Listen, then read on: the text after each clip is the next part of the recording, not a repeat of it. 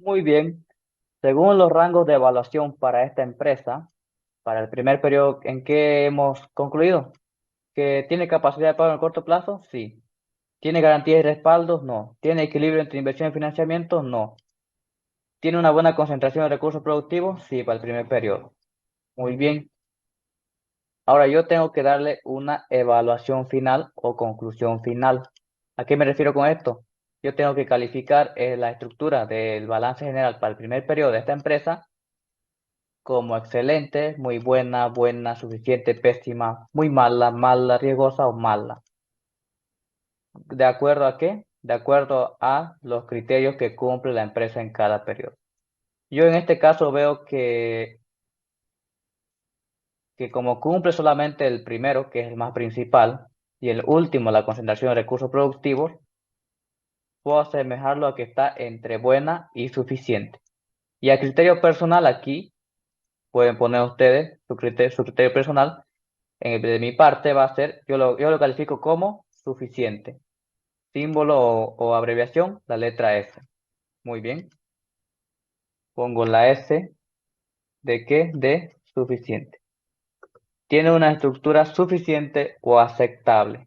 Eso es lo que podríamos decir. Muy bien. Ahora aquí voy a hacer un paréntesis. Ya vemos que los rangos que deben cumplir son que el activo corriente sea mayor al pasivo corriente para que tenga capacidad de pago en el corto plazo. Que el patrimonio neto sea mayor al pasivo total, ¿para qué? Para concluir que la empresa tiene garantías y respaldo. También tiene que cumplir que el patrimonio neto sea mayor al activo no corriente. ¿Para qué? Para concluir que la empresa tiene un buen equilibrio entre inversión y financiamiento. Y el último rango nos decía que el activo corriente tiene que ser mayor al activo no corriente. ¿Para qué? Para concluir que la empresa tiene una buena concentración de recursos productivos. Pero ahora, ¿a qué se refiere esto? ¿A qué se refiere capacidad de pago, garantías, equilibrio y concentración de recursos? Eso también tienen que tenerlo ustedes bien claro en mente, porque también les podría llegar a preguntar a qué se refiere cada uno de estos puntos. Muy bien, ¿cómo podrían explicarlo? El primer rango, la capacidad de pago en el corto plazo, que nos dice que la condición era que el activo corriente sea mayor al pasivo corriente, podemos decir en cortas palabras que es que la empresa tenga liquidez. ¿Y a qué me refiero esto? Si nos vamos al gráfico, si mi activo corriente es mayor que mi pasivo corriente, yo estoy diciendo que en la siguiente gestión voy a poder cumplir todas mis deudas del corto plazo que están en el pasivo corriente. ¿Por qué? Porque mi activo corriente que se va a volver efectivo por la liquidez es mayor que mi pasivo corriente. Por lo tanto, en la siguiente gestión yo voy a poder cumplir con todas mis obligaciones en el corto plazo. Eso quiere decir que tengo capacidad de pago en el corto plazo. Muy bien. El segundo punto que dice garantía y respaldo. ¿Cuál es la condición? Que mi patrimonio neto sea mayor a mi pasivo total. ¿Qué se refiere con que la empresa tenga garantía y respaldo? Que si la empresa cumple este criterio, la empresa es sujeta de crédito. En otras palabras, va a poder acceder a créditos, ya sea para adicionar o expandir o renovar los activos o para hacer más inversiones en activos fijos, etcétera, etcétera. La cuestión, si la empresa tiene garantía y respaldo, quiere decir que la empresa es sujeta de crédito, que va a poder acceder a crédito. Muy bien. ¿Cuál es el otro? Que tiene que haber un equilibrio entre inversión y financiamiento. ¿Cuál es la condición? Que el patrimonio neto sea mayor al activo no corriente. ¿Qué ocurre si una empresa no tiene equilibrio entre la inversión y los financiamientos? Aumenta el riesgo. Significaría que los activos de largo plazo, que estarían en el activo corriente, en el activo no corriente, perdón, los activos de largo plazo, han sido financiados con financiamiento externo. En otras palabras, con pasivo. Eso significaría que no tenga un equilibrio entre inversión y financiamiento, o sea, que no estuviera cumpliendo el pasivo corriente mayor al activo no corriente. El último, la concentración de recursos productivos. ¿Cuál era la condición? Que el activo corriente tiene que ser mayor al activo no corriente. Esto primeramente para empresas comerciales. ¿Por qué? Porque una empresa comercial va a invertir mayormente en qué? En mercadería e inventario.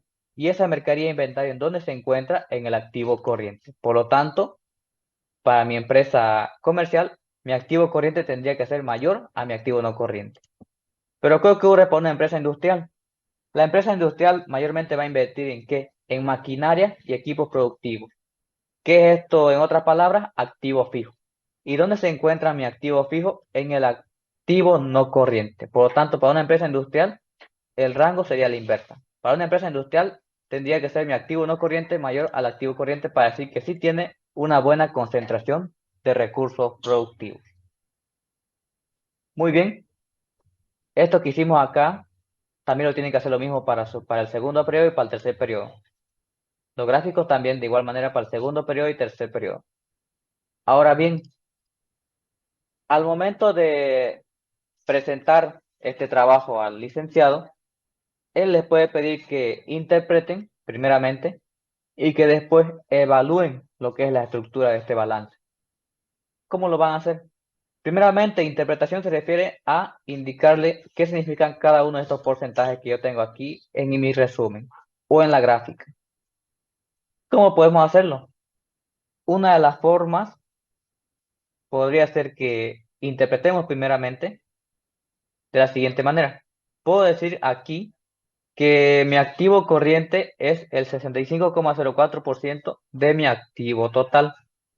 Y para aquí puedo decir que mi activo no corriente es el 34,96% de mis activos total. Y ahora, ¿qué puedo decir para lo que es el pasivo corriente, pasivo no corriente, el patrimonio neto?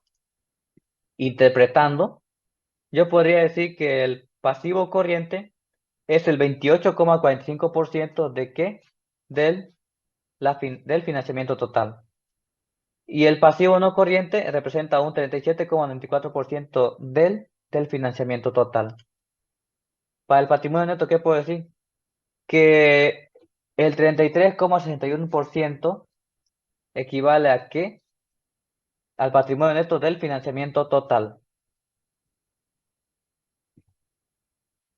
Otra forma de interpretar cada dato sería ver las inversiones en el corto plazo representan el 65,04%. Luego puedo decir que las inversiones en el largo plazo representan un 34,96% del total de los recursos. Y aquí puedo decir que las fuentes de financiamiento externos en el corto plazo representan un 28,45%. Luego, que las fuentes de financiamiento externas de largo plazo representan un 37,94% del total. Y aquí puedo decir que la fuente de financiamiento interna es el 33,61% del total. O en otras palabras, también puedo decir que los socios han invertido o han financiado la empresa con un 33,61%. Muy bien, eso es en cuanto a interpretación. De la misma manera tendrían que interpretar para el segundo y el tercer periodo.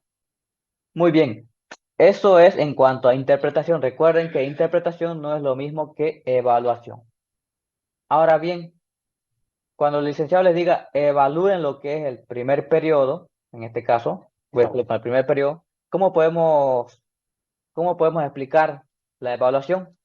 Primeramente, yo puedo decir aquí, con los datos de esta empresa, que mi empresa, según el análisis de estructura, en el primer periodo sí tiene una capacidad de pago en el corto plazo. ¿Por qué? Porque mi activo corriente es mayor a mi pasivo corriente.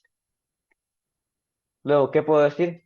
Que no tiene garantía de respaldo, por lo tanto no va a ser sujeta de crédito. ¿Por qué? Porque no cumple con la condición de que mi patrimonio neto sea mayor a mi pasivo total. ¿Qué más puedo decir? Que mi empresa tampoco tiene un buen equilibrio entre inversión y financiamiento, ya que no cumple con la condición de que el patrimonio neto sea mayor al activo no corriente. Pero mi empresa sí cumple o sí tiene una buena concentración de recursos productivos, ya que sí cumple con la condición de que mi activo corriente sea mi activo no corriente, tomando en cuenta que mi empresa es del área comercial. Por lo tanto, yo concluyo que de, la estructura de este primer periodo es buena, suficiente, ya que cumple con el primer criterio y el más principal, que es tener capacidad de pago en el corto plazo. y también cumple con lo que es la concentración de recursos productivos. Y fin. Ahí pueden terminar su presentación ustedes. Muy bien, eso sería todo por mi parte. Espero que les sirva. Eh, Más detalles sobre las formas de interpretación y sobre las formas de evaluación lo pueden encontrar en el mismo libro del licenciado. Ahí está bastante explícito. Sin nada más que agregar, me despido y espero que nuevamente que les hubiera sido de mucha ayuda y nos vemos en la próxima clase. Hasta luego a todos.